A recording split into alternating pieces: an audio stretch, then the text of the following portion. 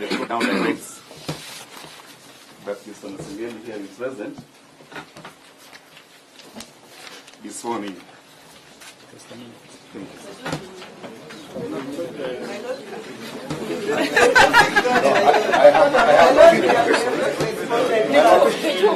My Lord, we're not yet done.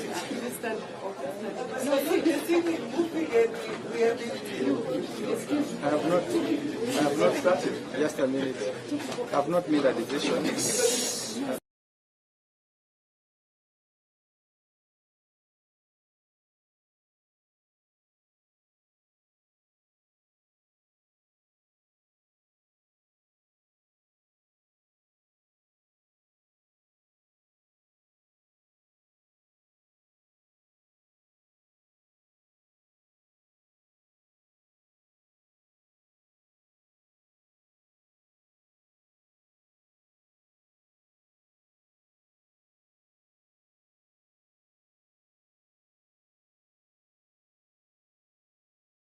A decision.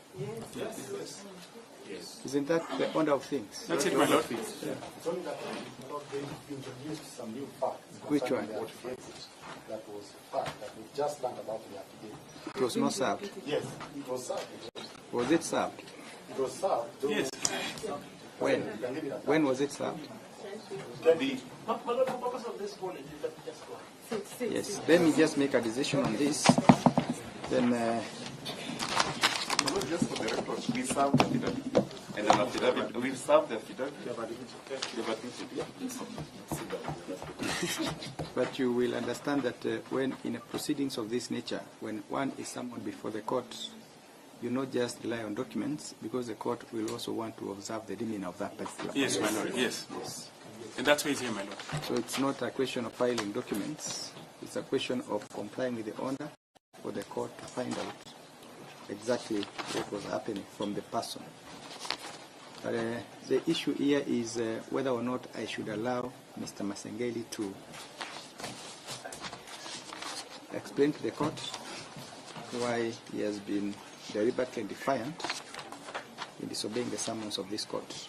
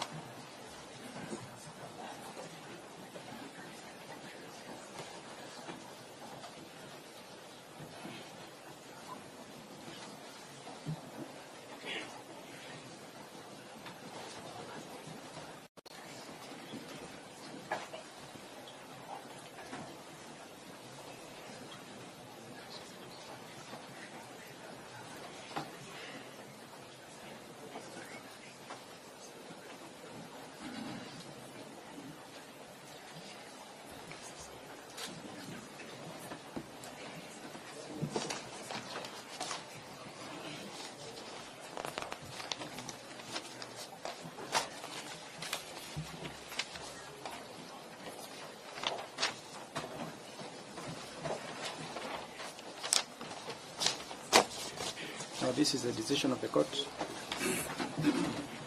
The issue before me, or before the court, is whether I should allow Mr. Masengeli, the contemner who is before the court, to explain why he deliberately disobeyed the orders of summons by the court, which led to his conviction and sentence.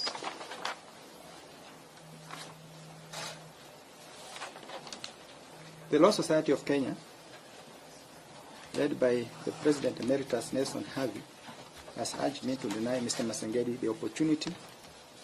He has revealed that he has revealed to this court from the bar that the missing persons have now been released, and all I should do is to allow Mr. Masengeli to confirm that he has complied with the orders of habeas corpus so that these proceedings can come to an end.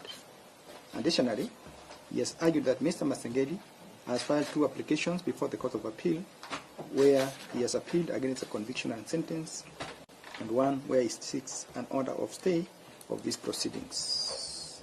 Mr. Dan Manzo has argued or submitted that the court is now functus officio, since the jurisdiction of this court now rests with the Court of Appeal, has now been vested with the Court of Appeal following the filing of the 2 appeals.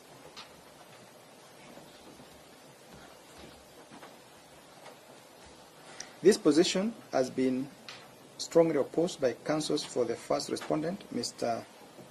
Miller and Mr.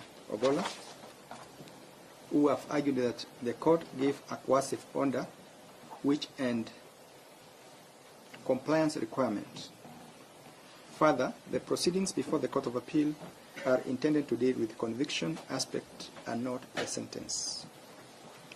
In making a decision on the issue before me, I must make reference to the sentence of the order I made on the 13th of September 2024.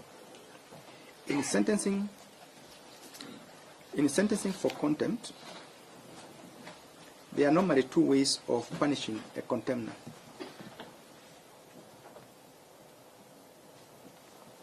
Okay, 2 major ways. The court can choose to adopt a purely punitive approach, or can choose to use a coercive approach in which it includes what is known as the purging conditions. The coercive approach gives the contemner the opportunity to save himself from punishment, the equivalent of purgatory in religious circles, so that if the contemner complies and fulfills the obligation required of him by the court can weigh and consider whether he has cleansed himself of the original sin.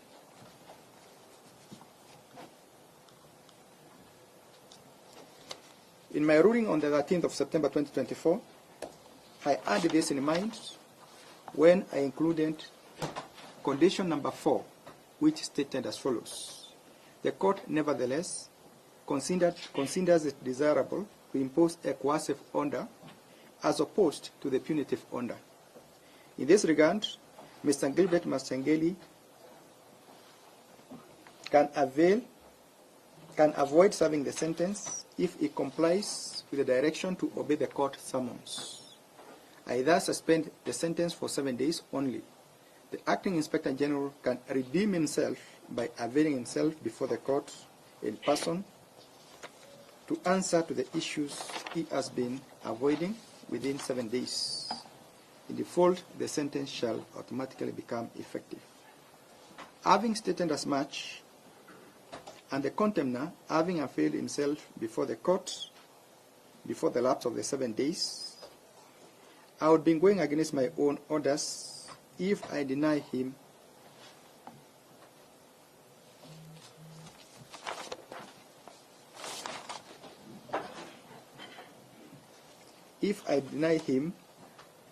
audience as urged by the LSK.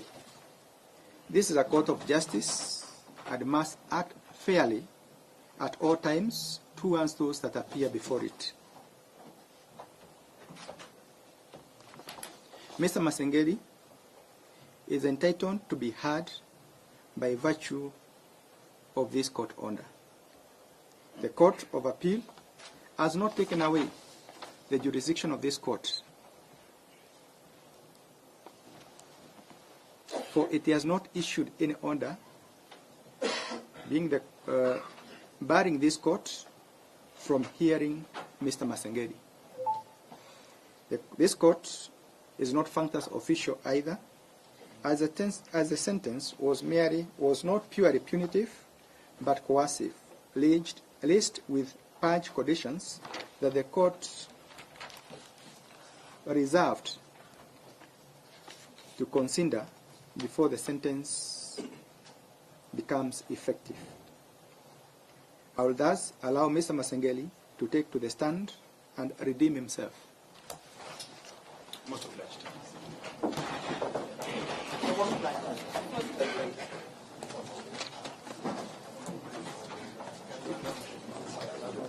My lord, can you give directions on which side? He must be on the dock. Yes. Yes. You are the prosecutor of matter. Yes. Stemming from the natural rights and challenge them yesterday. Yes. The petitioners reserved the right to cross-examine. My lord, with your kind permission, this is a matter between the court and the contemnor, and it is strike law that the petitioners have no right to cross-examine. Okay, let the order. Sorry, that cannot be the premise. Because if it's, just a minute, I have a right to be heard. If he insists that we ought not to be here, we may as well walk out and Okay, go. okay. Let me do this. Mr. Harvey, kindly listen. Let him explain. Immediately he has done that, I will seek. I'll seek what? Submissions from you on whatever issue you want. Then I will do on it. But for now, let's just follow the order. Let's hear him. My colleague has actually made a Yes. advance. Yes. It is taking oath from the Bible. We will reserve our right to cross-examine. You will reserve the right to cross-examine, but let's first hear him. Then we can see whether it is necessary for you to cross-examine. Because you see, why do you make the decision to cross-examine before you have even heard what he says? Precisely, my lord. Now, a prudent lawyer must, just of wait. necessity, Just wait. say to the court what he intends to do. Yeah, just wait until he does it, then we will consider. My lord, may I seek your leave? Yes, May I seek your leave to leave the court? very well. Mr. Mutinda and Mr. Bitter It's okay. will appear. Thank you so much. Okay, Annette, swear the witness. Swear here.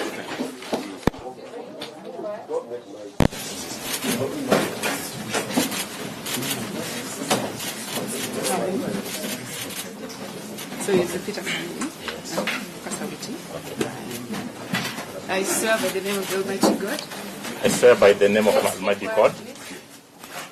I swear by the name of the Almighty God I swear by the name of Almighty God that the evidence I shall give that the evidence I shall give touching the matter in question touching the matter in question shall be the truth, shall be the truth, the whole truth, the whole truth, and nothing but the truth. and nothing but the truth. So help me God. So help me God.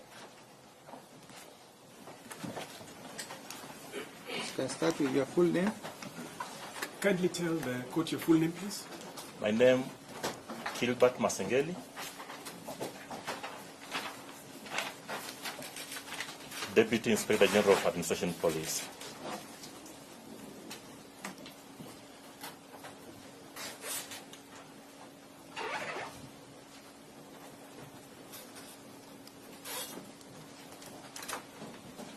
Can you tell the court the specific roles or role that you have been serving within the Inspectorate of Police? My Lord, some of my duties and responsibilities is border security, ensuring that our borders are safe from incursion within and without for the safety of the Kenyan, my Lord. Now,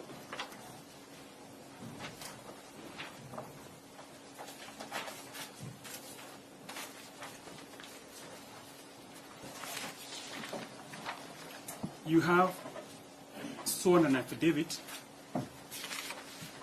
dated the 20th day of September 2024, which is here. Is that correct? Yes, my lord. Affidavit dated? 20th of September 2024.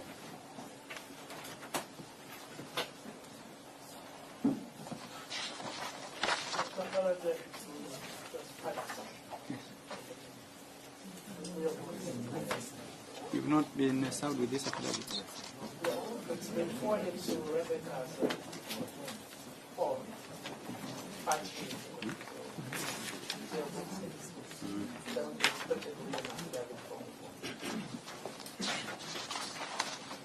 Would it assist if I give you time to go through the affidavit? Because I can adjourn briefly so that you go through it, if that is what you want.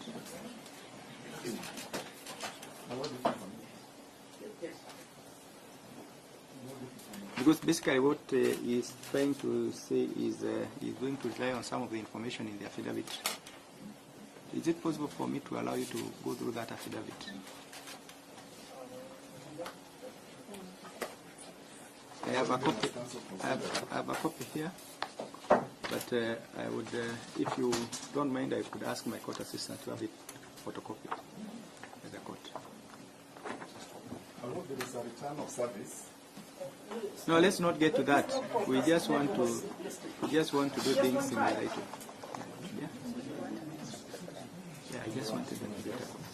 Mr. Nelson Abbey, I want us to agree. Can I adjourn for 20 minutes so that you can, maybe 20 or 30 minutes if you wish? I think 20, even 15 would be good. Very well. So in yeah.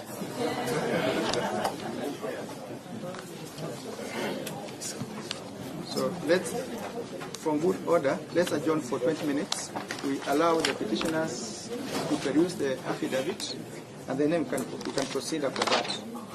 I think it's important that we proceed when we are on the same wavelength. Yeah. Kindly let's adjourn and.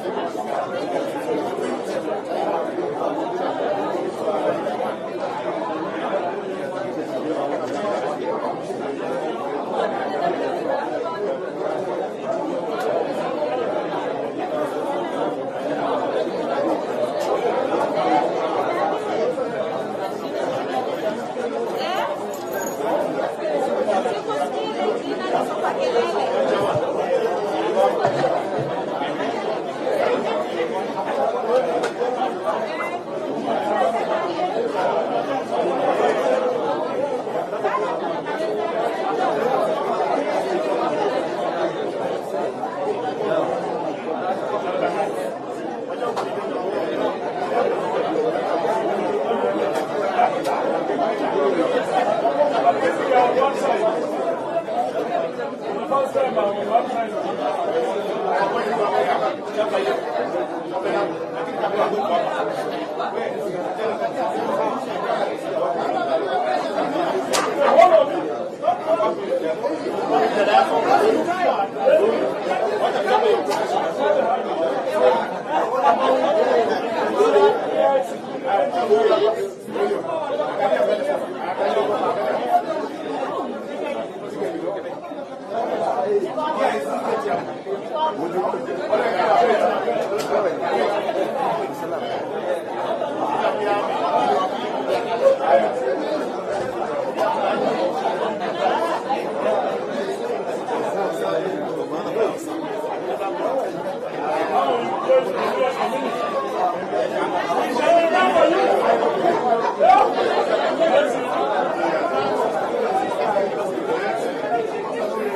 the first time.